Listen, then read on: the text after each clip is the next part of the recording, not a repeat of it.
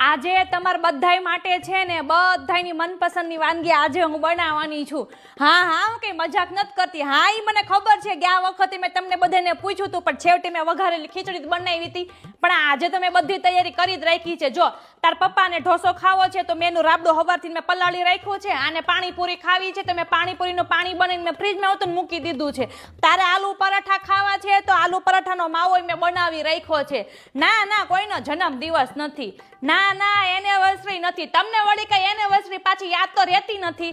આ તો મને એમ થયું તમારી હારે હું થોડીક ઘણું આમ કરું છું ને, તો મેં કીધું લાય આજે તમારા બધાની મનપસંદની વાનગીઓ હું બનાવું. મારી વાત તો સાંભળો, તમે એટલા બધા ખુશ ન થાવ. આટલું બધું ખાધા પછી મેં તમારા બધાની માટે છે ને કોલ્ડ કોકો અને આઈસ્ક્રીમ હતો ને રાખ્યો છે. અને હા ઉપરથી કાજુ હોત ને એમ તો હું તમારા માટે 200 ગ્રામ કાજુ લઈ આવી છું, તમે ચિંતા ના કરો. પણ હાળું એમ થાય છે કે આટલી બધી તૈયારી તો થઈ, તો એટલે તૈયારી થઈ જ ગઈ છે જરાય